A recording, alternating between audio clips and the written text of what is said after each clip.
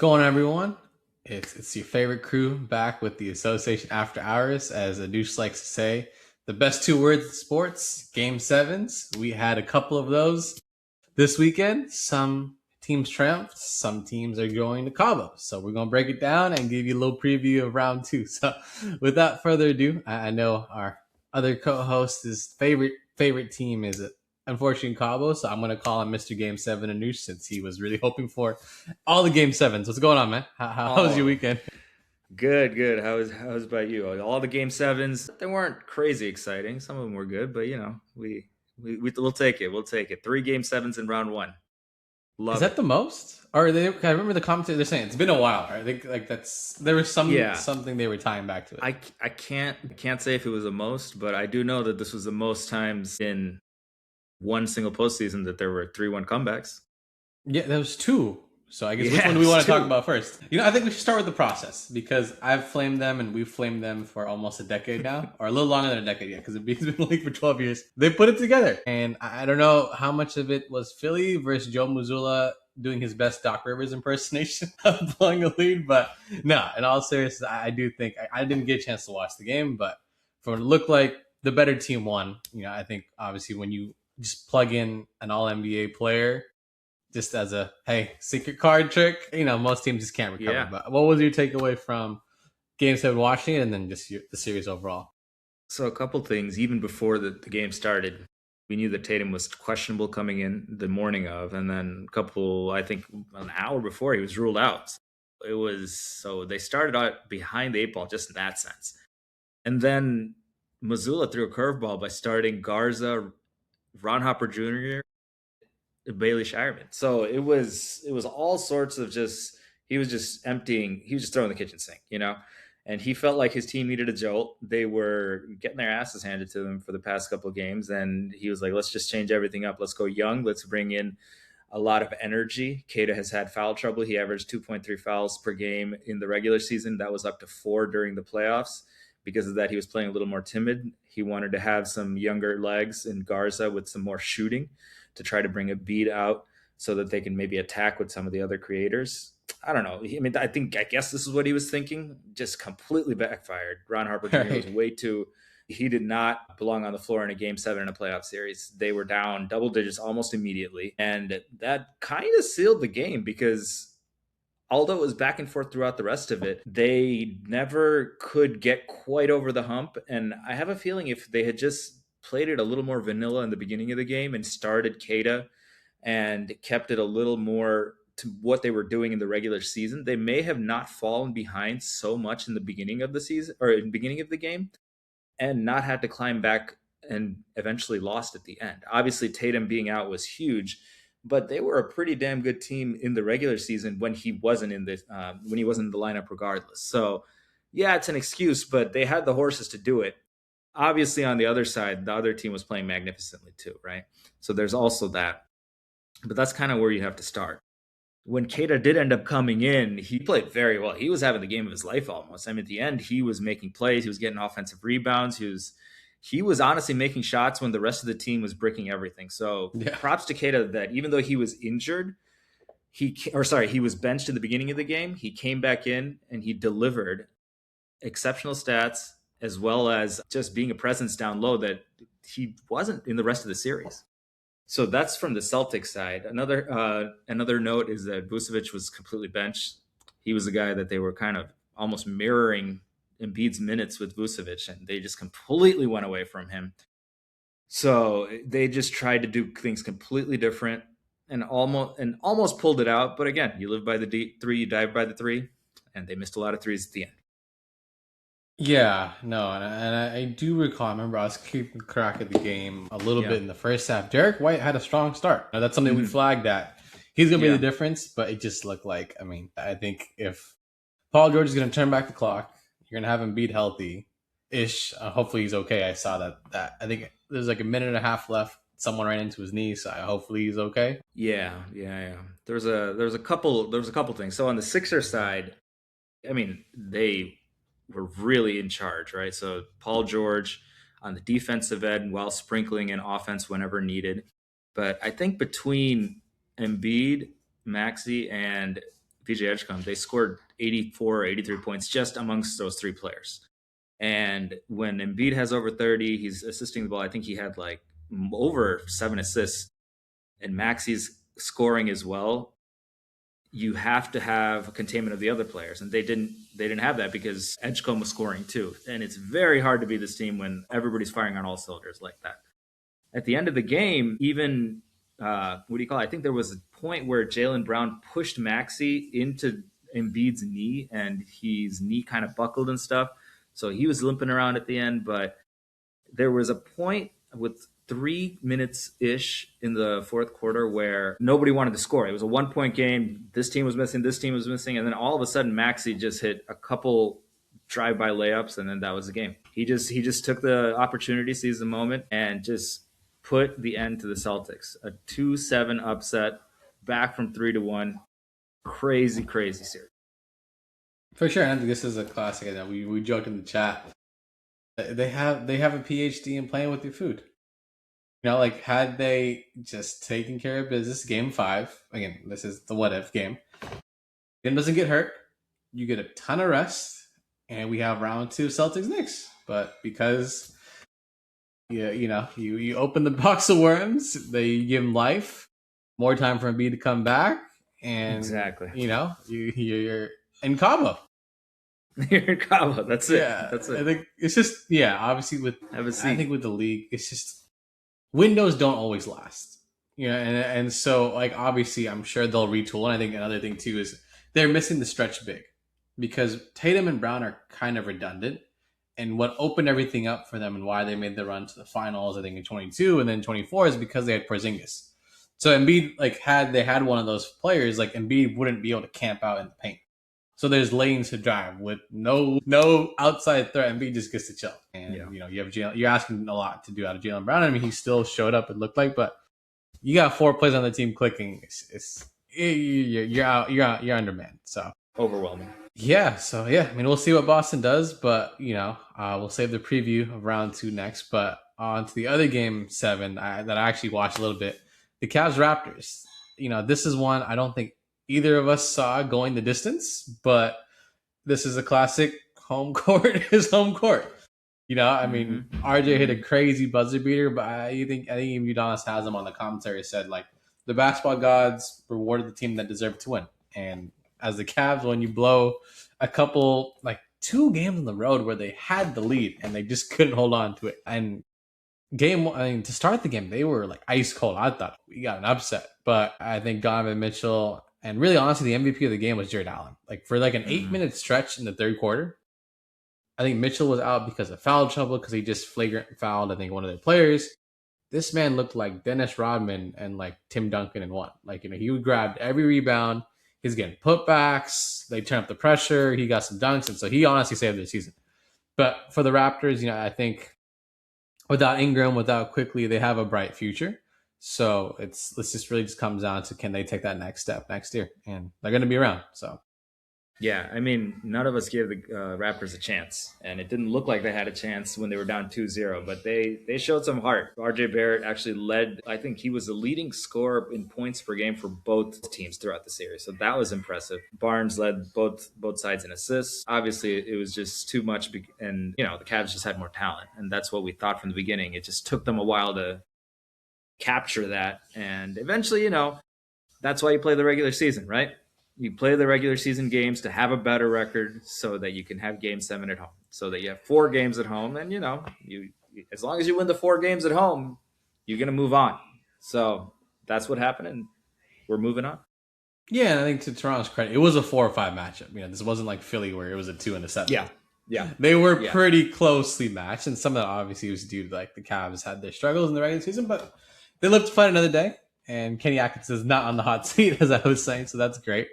And speaking of a coach who I think should be on the hot seat, the Magic Pistons, man. This was, I think maybe that's why, I love our boy Biggie, but he's been a little MIA today, so I don't know if it's because of the game or he got some other things going on, but man, what a collapse. I think if I'm Paulo, I'm just frustrated, man. I did everything. He dropped like 38 or something.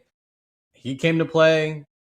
I don't know about everyone else, but the Pistons, they they hung in there. And Tobias Harris, to his credit, I think you called it out. He dropped 30 points, and Tobias Harris is known to be a overpaid player for his production. He's earned in this series, and so they lived to fight another day. But I guess I don't know if you saw any highlights or anything stood out from that game. Yeah, so I mean, Tobias Harris had 17 points in the second quarter, and that's when the game was still kind of close. And he actually just went on a huge scoring run, almost by himself, that really started the separation. And if you know anything about this series, it's been a rock fight throughout. No one can score. Everybody's just breaking everything. So when a player is going off like that, you know it's going to make a difference in the final scoreboard, right? So that was huge. It looked like everybody was a little tense. They were kind of trading buckets. No one wanted to pull away. The Pistons crowd was on pins and needles, things like that. But Harris, I mean, he's just a beloved teammate there. They've said that from the beginning. It's one of the reasons they didn't want to make a trade, even though they needed the outside shooting at the trade deadline, because they needed to include Tobias Harris' contract. And they didn't want to do it because they valued his leadership, they valued his poise, and they just valued everything he brought to the locker room.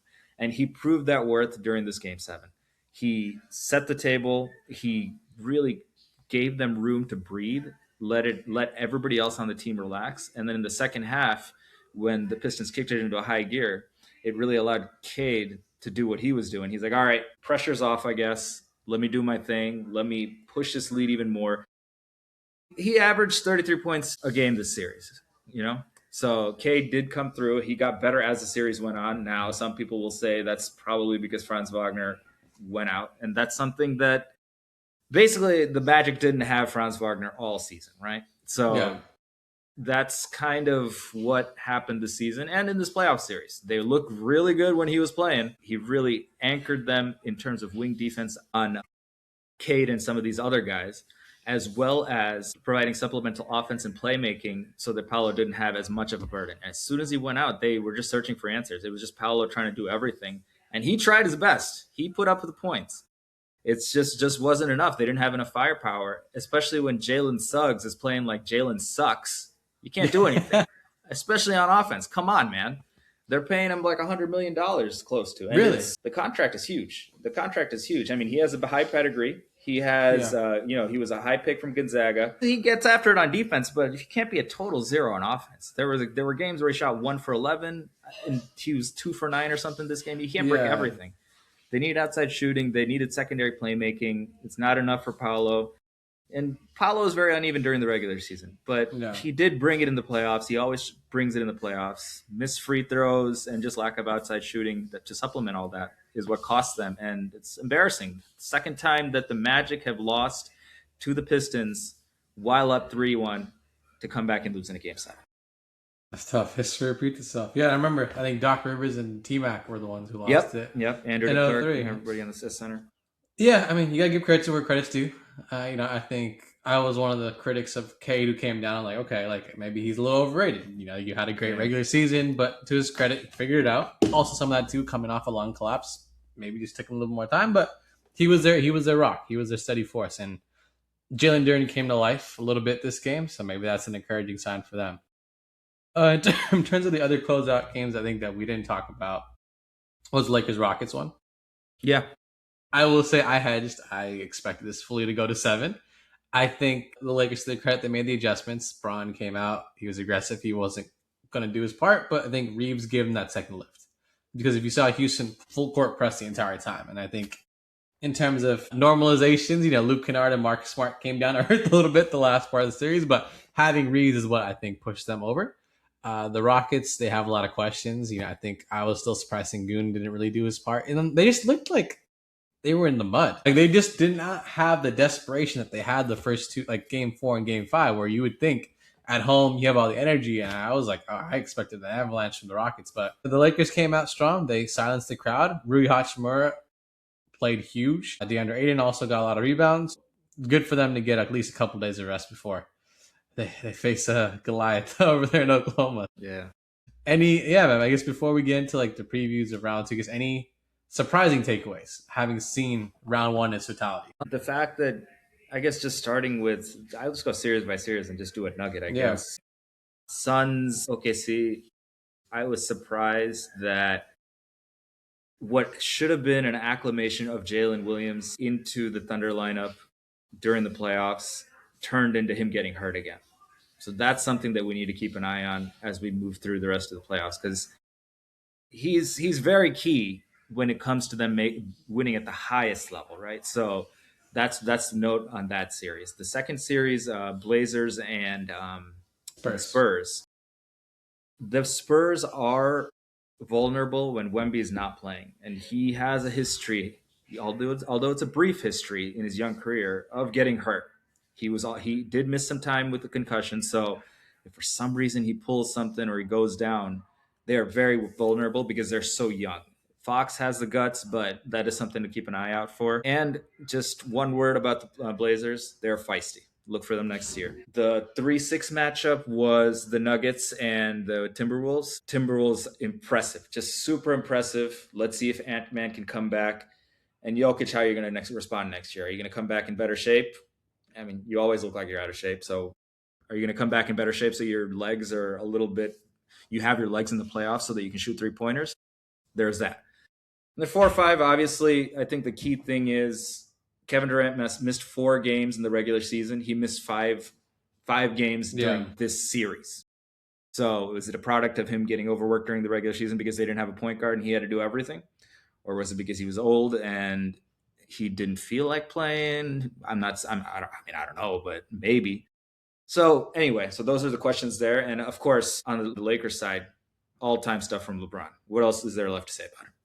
In the East, 1-8 matchup was the Pistons Magic. We just talked about it, so we don't really need to get into it, but very impressive. Mental fortitude was shown by the 1 seed. I look forward to see what they can do for the rest of the playoffs. The 2-7 matchup was Knicks Celtics. Celtics. Yep. Tale of 2 series, right? Yeah. Pre-Embiid, post-Embiid. They were clowning Embiid before. It was like, oh, I want him to play so we can beat him. He came back. He beat them. Very impressive. Questions for the Celtics and Joe Mazzulla going forward. I'm sure we'll talk about that later in future podcasts as well. The 3-6 matchup was what was the 3-6 matchup? Knicks Hawks. The Knicks Hawks. It took a while for the Knicks to wake up, but when they did, oh man, they did. So they're probably the scariest team in the East. More to come when we talk about that previews. And then 4-5 was Cavs and Raptors. Raptors played like dogs at home. They're a young team, fed off that energy, but eventually they ran out of home games and they ran out of juice in the playoffs. So we'll see what the future holds for that young team. Yeah, no, great takeaways. I think as we get into, man, just hate that it comes down. It's health. You know, whoever's the healthiest team, it seems like, is the one that's going to stay standing. It's just how it goes. But I think it was crazy to see like how Toronto had a 2019 moment reminiscent of the Kawhi bounce in, because I think they did the breakdown. I think Kawhi's shot was like 1.9 seconds or 1.5 seconds. Like it bounced on the rim, and then RJ's was like 1.2 seconds. So again, great fan base. I think, you know, assuming everyone's healthy, I'm sure they'll be in the mix next year. And so I think that's the beauty of basketball. You never know. Like there's just so many moving parts. It's hard to tell. So it's really, if you're in the dance, you want to stay in there as long as you can to win it, because you don't know if you get that same opportunity again.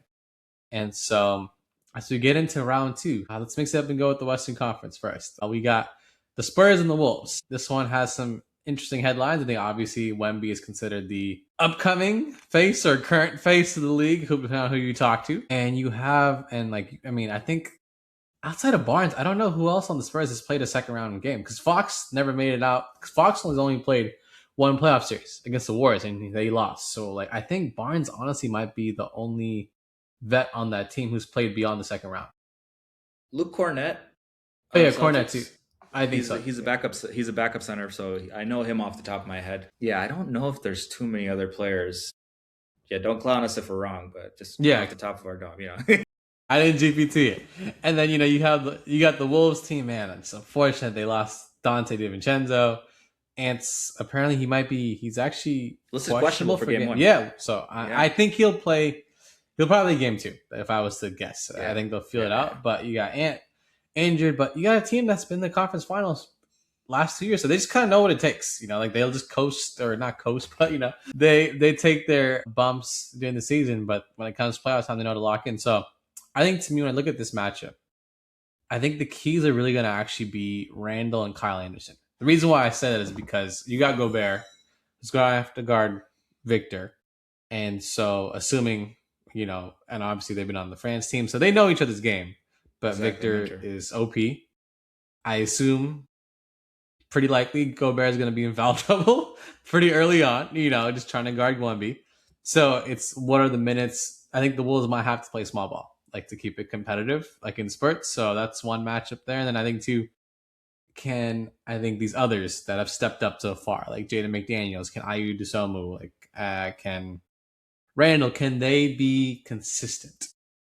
Because they don't have that room for error where like you can just throw games away. So that's what's going to come down to. But I do think Minnesota can put more pressure on Spurs guards. I don't know how much. I think they have better defenders from what I've seen. So that'll be one in there. We'll see how Fox responds, or so for his second round series game. And if Ant comes, that's a game changer, because obviously if he can even be half of what he is, like I would give them the early edge just on paper, looking at the experience and just the team that they have. I think obviously Nasri is going to play a huge part, but what are you thinking based off this matchup here? I think it's an exciting one. Yeah. But So a big thing when you're playing against the Spurs is the fear factor, right? Everybody's scared to even they drive into the lane and then they see Wemby, and then you've seen like countless clips of just the guard just taking it right back to the perimeter because they don't even want to attempt. They don't want to challenge him. yeah, I have a feeling that the Timberwolves, they're gonna play like they aren't scared of him. At least the guards, yeah, if Anthony Edwards was playing, he's definitely going at him. And yeah, I think that's half the battle when you go up against a big guy like that. I mean, obviously he's one of the best players in the league, especially on defense, and probably the best player on defense in the league. So whether it's foolish to go up against him and challenge him, but I mean, that mindset itself, I feel like will help them in this series, because if you lose that battle mentally, you're just gonna lose physically as well. So that's something to keep an eye out for. I feel like Anthony Edwards is going to instill that in his team as a leader and encourage people to attack him regardless. I mean, you may lose a couple times, but if you get him a couple times as well, that's all. I mean, you need 6 fouls to foul him out, So if it's a group effort and you keep going at him, eventually it should help. And even if it doesn't, you have to play like it's going to work, because that's the only way your team can win. And I mean, Avdia did keep driving in last series regardless. So these guys need to do the same thing.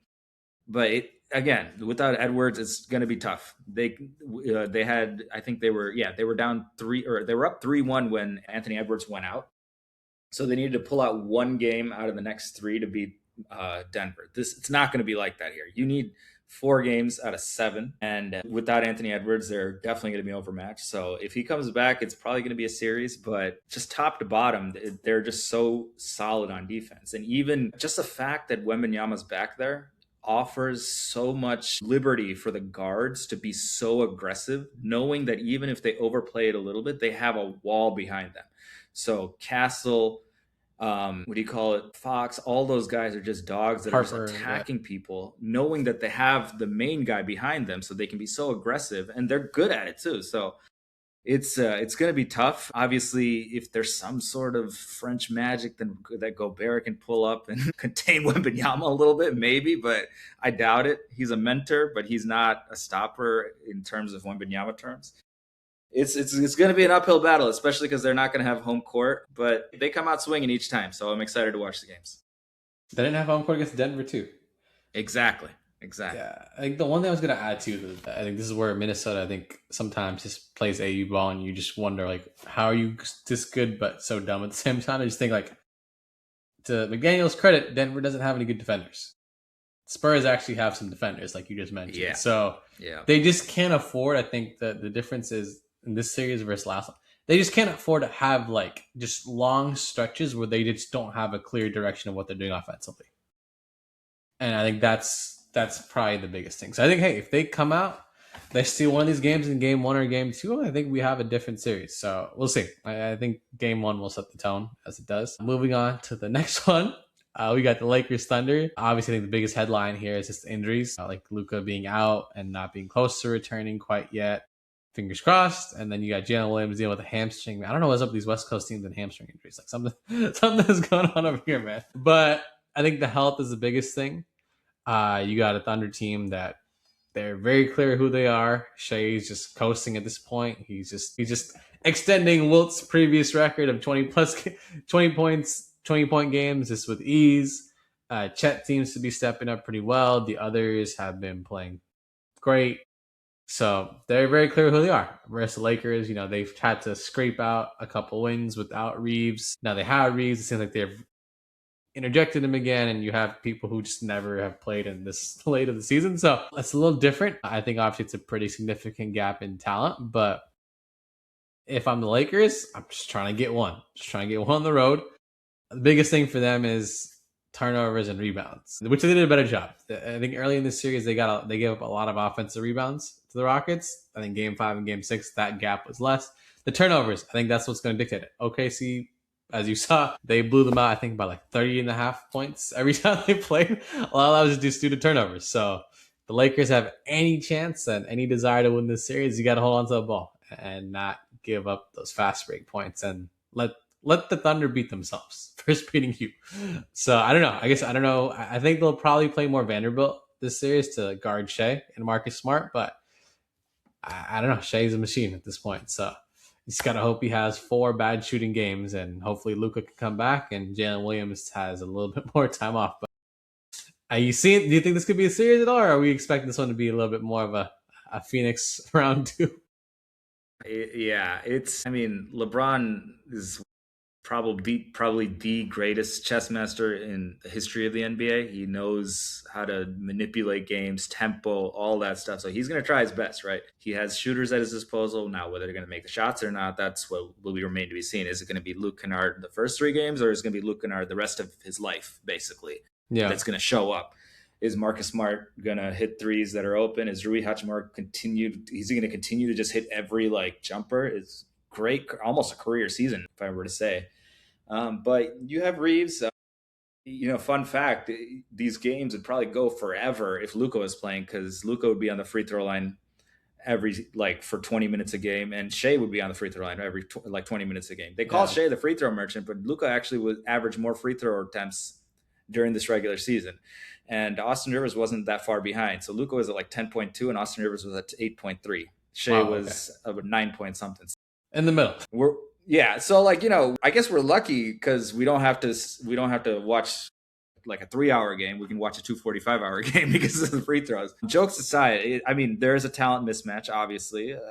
Any team that's going up against the Thunder, there's a talent mismatch, right? It's just a matter of, are they going to be able to hit threes? Because they're also sneaky at 3, live by the 3, die by the 3. Now, Shea has been superhuman, but he's just one person. And he could put up 50, but they still need another 40 to 50 points at least to win the game, right? Their defense is terrific. How are the Lakers going to survive the ball pressure, as you said, from Caruso, Dort, Kason Wallace? That'll be something to watch. And they're big as well. They have Hartenstein and Chet Holmgren. So I think they roll, but it's just, again, it's just for the Thunder, it's simple. They need Jalen Williams back healthy.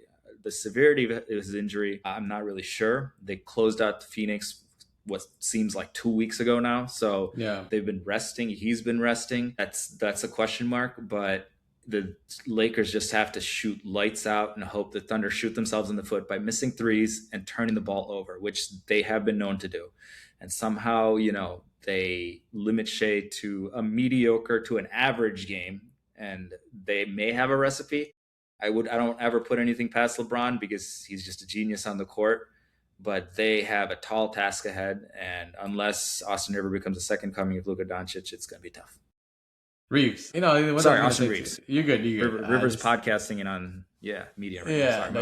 You get naming humans. I was gonna say one thing to just separate note on Thunder. I think just fundamentally, we've given Draymond Green a lot of flack for his questionable decision making when it comes to just getting tied up with players. Lou Dort plays really hard, but respectfully, he's starting to trend that way, and we do need to call him out for it, because I think it feels like every series there's just some play where it just looks like he intentionally, unintentionally injures a star player. I think last year versus John Morant, Game 3, that could have been really bad. I think against Halliburton, there's a bunch of reels, and so I think the league has to watch him a little bit more. And I hope that he's not trying to injure players, but I do worry for the teams going up against the Thunder, because he just seems like he A little too free hands there. Yeah, it's they're not the lovable Thunder anymore. They've won a championship now. Everybody's kind of onto their tactics. Lou Dort's a dirty player. Shea's a free throw merchant. Their commercials are really annoying with their fucking phone commercials. I mean, they're like the villains now, you know. So Yeah. everybody's kind of they may be rooting against them. So that's something else. Their post game interviews were cute when they started, when everybody was doing them together. But now it's just like, come on, these guys again. So the narrative's changing. So we'll see. We'll see how they deal with that. But so far, so good, and we'll see if they keep rolling. Sounds like you want the Lakers to pull this one out, man. Send them to Cabo. You know, if my team's not winning back-to-back championships, I don't want any team to win back-to-back championships, and the Bulls are not anywhere close to that. So. Y'all had 2 3-peats. That's most teams. So you gotta take it. You gotta take the blessings. Living in the past, bro. It's good. It's good. I'm sure they'll figure it out. But yeah, okay, cool. So on to the Eastern Conference. Let's start off with the Pistons and the Cavs. This one I think is interesting because obviously you have Cade's a new kid on the block. Had a great season so far. They stugged it out. They beat the Magic. And then you have like the Cavs where, Harden and Mitchell are just the dynamic duo of folks whose season just always ends around this time, like a week from now usually. They're out of the playoffs, like mid-May. The State Farm coverage always ends around May 16th. And so they're just trying to get to the next level. And, you have like Mobley and Allen. And so I think what this series comes down to is Evan Mobley. And I think the Cavs have to play small ball to win against the Pistons because just how we were talking about the Celtics, Mobley can stretch the floor. And if you can get Jalen Duren out a little bit more, like on the perimeter, then Harden and Mitchell can do their thing when driving. It just felt like, having watched the Raptors, they just had to work a lot harder to get any baskets because the Raptors have a ton of perimeter length.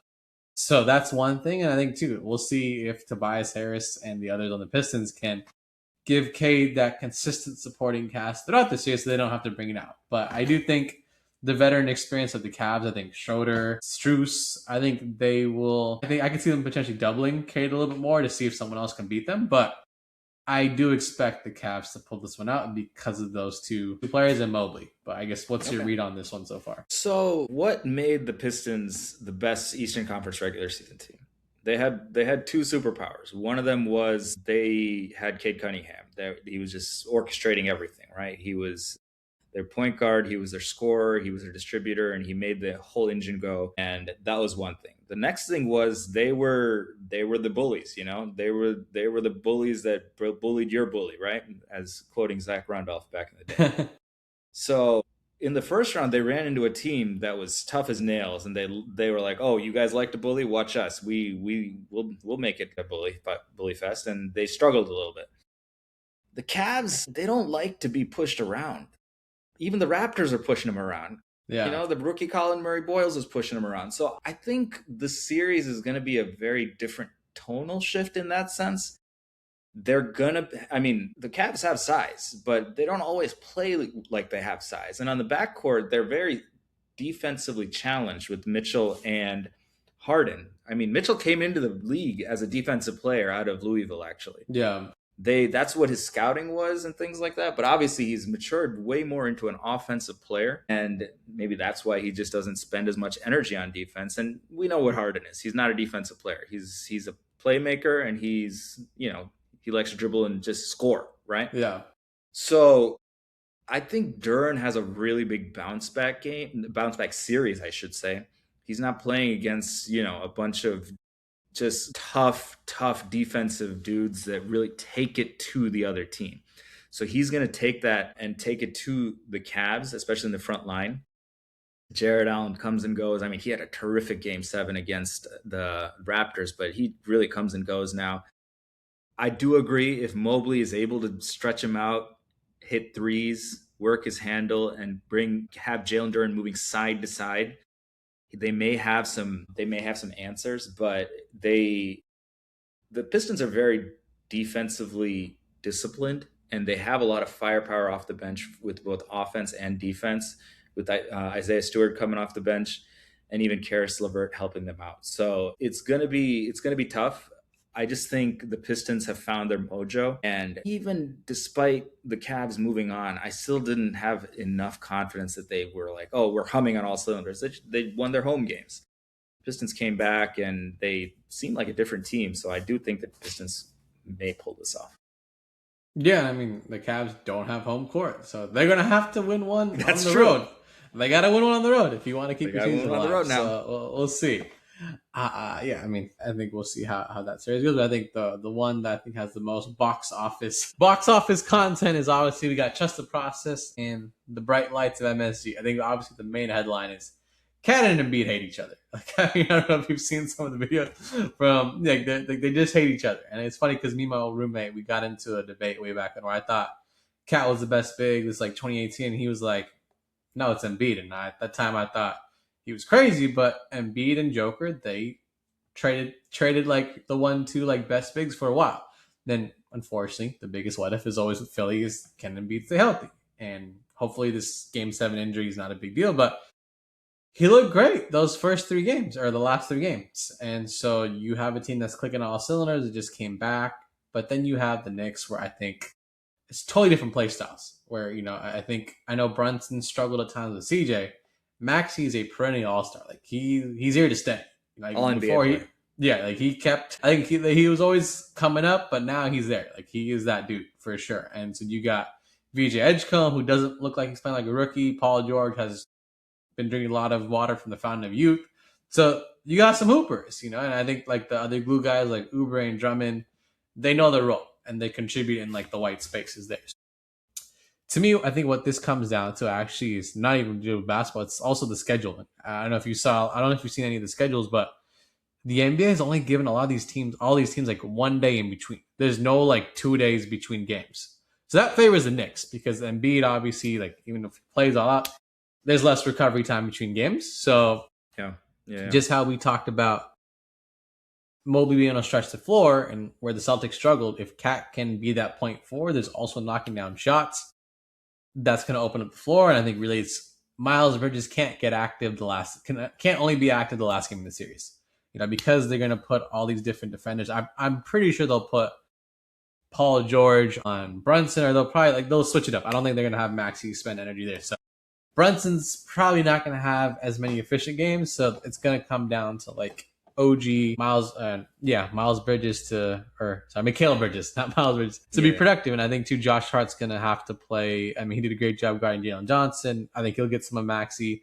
It's gonna come down the bench, and if Jose, Jordan Clarkson, McBride, some of the other guys can just give them good minutes, and Mitchell Robinson, I think they'll be able to pull it out. But this is definitely gonna be one where I think it's gonna go the distance. So we might have another Game 7 for you. But what are you thinking looking at these two teams?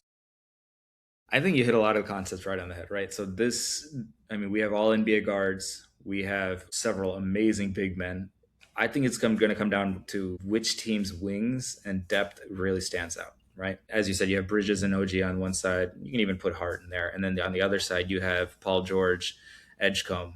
So it's just who is going to outplay who and come out on top. The point guard matches, I say it's a wash, but they actually play very differently. Maxey is all about speed and shooting, whereas Brunson, he's not going to wow you with speed, but he has that footwork and that touch. So it's complete contrast in styles. So that's going to be very interesting. I do think the Knicks play a little more freely than the Sixers. The Sixers do get in their head a little bit. Embiid is notorious for playing hot potato, especially at the end of the games. He does not want to have the last shot. And it's just proven over the last couple of seasons, even against the Knicks a couple of years ago. So is Maxey able to take up that role as a finisher when it does get close at the end, which he proved last series, but can he keep that going?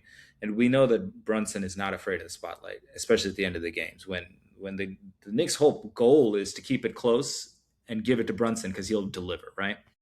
So it's going to come down to that. The Mitchell Robinson piece is actually interesting because you have Drummond on one side and you have Robinson on one side coming off the bench. And they're both, big guys, and they can really swing games in different ways. Robinson with just being an inside interior force, while Drummond now, who is a 3-point shooter apparently. Which is crazy. So It's going to be a very interesting series. The fan bases are very intimate knowledge of each other. They have the Amtrak. They could just go straight down, collect those miles. It's going to be exciting to watch. Yeah, I think that was the big thing. So we talked about like the Knicks maturation process. They did win by a grand slam 50 plus points in game 6, but it took them 6 games to get to like we got to see like what they could look like. And I think they can't afford to play Brunson hero ball in this series. This is not the series for that. Like the Philly just has too much talent. And if they play how they played the last 3 games and start off the tone, they set the tone that way, I think they're in a good spot. But if they blow and like they blow a game or two and they go back tied 1-1, it's a different series. So let's see. I think this is like their grown up moment. Like this is, you see like teams who end up winning it all or even getting better than last year. They learn from their lessons. So I'm curious to see how they respond, and let's see, what Mike Brown and Nick Nurse come up with as adjustments. Absolutely. It's going to be fun. For sure. So let's do rapid fire actual predictions per series. So with the the Sixers and Knicks, who you got? I have the Knicks pulling out in 6. I'll say Knicks in 7. Fair enough. Yeah, I think it's going to be a competitive series. Cavs and Pistons. I don't know. I think the Cavs pull it out in 6 too. I just think that I think they're top heavy, but they have the edge, that talent on top. I'm probably gonna go. I'll say Pistons in 6, just because it's hard to trust James Harden, especially as it gets longer and longer into the series. So I'll say Pistons in 6. Fair enough. And then we got the Wolves Spurs. I am gonna go with the underdog. I think if from what they're saying, if Ant actually on the record here, if Ant comes back and looks close to Ant, I think the playoff experience is gonna be different. Because no one else outside of Harrison Barnes and Frank Cormack, like you said, has been there. Gobert knows enough of Victor. I think they just have. I just trust the depth of the Wolves and their experience a little bit more. And if Ant's able to play most of the series, I think he gets them over. But still think it's a long series. I'm going to go Wolves in 7. Man, I'm going all chalk. I'm going to say Spurs in 5. Okay. Throughout the history of the NBA, when a young team is coming up, they get further than you think, earlier than you think. And I think they're really gonna push the Thunder and go very far in the finals of the Western Conference Finals. So that for that to happen, they'd have to win this series. And Anthony Edwards, his explosion is everything. And if his knee is not right, even if he does come back, it worries me a lot. This is what I thought last series too, obviously, and they proved me wrong. So this may happen again, but the talent is just overwhelming on the other side. So I'm going to have to say Spurs by 5. For sure. And I think arguably the anticlimactic series of the second round, we got the Lakers Thunder. Obviously, I would love to see the Lakers win, but if I answer with my brain, I think that Thunder probably pull this out in 5. That's my educated guess. I'll say Thunder in 4. It's going to be tough, but hey, LeBron's proved me wrong a lot before, but we'll see. Yeah, I mean, hey, if Luka can come back and maybe switch things up, but yeah, I also think too depends on Jalen Williams' health. So I don't think they plan this series unless they have to. If like by the miracle of God they're like down 3-2 or something, then maybe they pull them out. But I don't think they're gonna pull them out unless they have to. Yeah. For sure. And I think you mentioned, I guess we should do a shout out of the Cabo team from, I think you said that picture. Who do we have on that? Who do we want to shout out specifically? I mean, we have a couple of regulars. We have D-Book. We have, yeah. Let's see. I mean, Tatum and Brown, they're usually there, but they got there early this year. This one's fire. They got there early this year. No, you did. This one's hilarious. We got Jimmy Butler. We got Steph Curry. We have KD. We got Dylan Brooks. Joker looks slim here. I guess he lost weight. And then we got Tatum and Brown. Dude, AI is the menace, man. But that's crazy. Yeah, Paolo and freaking Scotty Barnes on the flight right now. So yeah, they're sad they missed the team picture, but they'll get this. That's too funny. Okay, anyone from round? Okay, is there any coach you think that deserves to like be on the hot seat? Based on the Magic coach. He should have been fired probably halfway through the season to begin with. The way they ended the season was horrific. Yeah. They got out to a 3-1 series and everybody thought that he saved his job, but I think there's almost zero chance he comes back.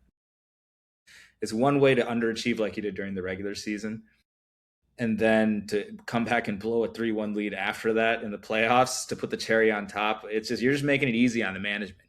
Yeah. He's got to go. He's consistent. Yeah. Any players you think that really deserve to be flamed? Obviously, we covered Joker. I think Joker really underachieved given the situation. But is there anyone else we got to shout out for dropping the ball? Dropping the ball. Derek White got a lot of love during the season for being the second best player on the Celtics for the majority of the season before Tatum came back. He really disappointed. It was bad. They really needed him on offense to be that key cog as a perimeter threat. And even on defense, containing the other team. I mean, the perimeter threats on the Sixers just went off a lot. And he was very, very disappointing. I felt as I was watching the game yesterday, I was like, all right, Tatum's out. This is your chance. Maybe you needed the ball more because Tatum was hogging it too much. And he came through a little bit, but he, just kept coming short. And I think he deserves a little bit of blame. For sure. And I think to your point, I think Jalen Suggs, you could throw on there. Book too. I think Perkins was saying on First Take, Book didn't shoot more than 20 times once in any of the games. And so when Matt HBS calls you out as like the franchise leader, you're going to lead us to a championship. It just, for whatever reason, I know obviously OKC is a great defensive team, but I didn't feel D-Book's, I didn't feel his presence at all. There was no moment where it was like, okay, like he's really doing his thing. So I don't know, maybe he just figured he ran up against a better team, but he just didn't go down swing, which you don't want. Exactly. I think obviously too. Exactly. KD was injured, but I don't know, man. It's a bad look for KD to he just looks like the dude who just picked wrong, consistently. I think had he just stayed in Golden State, they worked it out, he would have been a totally different trajectory. And then now he just looks like the bitter guy that can't stay anywhere. He's always getting bounced, and I feel bad for him because he's a great talent, but I think his legacy just keeps going down the wrong path because of And it always seems like when his team loses, it's like it's never his fault and it's everybody around him's fault. You know what I mean? There's just almost a lack of accountability to a certain extent, and it's just crazy how he was such a darling when he came into the league. He was what was right with the NBA. LeBron was doing a crazy celebration when he signed with the Heat and had that party and stuff, and this guy just quietly announced on Twitter that he was re-signing with the OKC Thunder. He was what was all that was good and shining bright in the NBA, and now it's like the complete opposite. Everywhere he goes, he's toxic and he's destroying team morale and things like that. So, very interesting career. Obviously, the apex was the Thunder, and ever since then, it's been going down and down. Is it his fault? Is it despite his best efforts? It's a little bit of both, but at the end of the day, the results are the results, and they're going home. And he was barely in the playoffs to begin with. Yeah, his burner accounts probably did more work than him this round. Yeah. Who do you think gained the most from this first round? Whose stock went up the most? Jaden McDaniels. His stock went up a lot. Everybody knew he was a defensive dog, but during the regular season, he was in and out, kind of floating. Would try some games a little harder than others, but he brought it, and he showed you how much of his talent he can actually just put pedal to the metal and go all out and score, as well as just shut down the other team's offensive best player. So I think he's definitely one. And then the much maligned playoff P. What a comeback this season, huh? Yeah, he took 50 games off, knowing or unknowingly taking PEDs. Hey, maybe all old players should take PEDs to get a 50-game rest and then come back stronger afterwards in the playoffs. But hey, whatever works, right? Yeah. Playoff PED, playoff P, whatever. He showed up and he played his best against the Celtics wings. They were able to shut them down enough to pass and go forward. And you got to give him props. It worked. Yeah, I think you'd probably I would add into Tobias Harris. I guess he deserves a little bit less slander for really choosing him over Jimmy Butler because he came through for the Pistons. I think one other name that probably deserves a little bit more credit is probably, I'm blanking. It was probably Carl Cat. I think for him being able to show that he is that point forward or point center.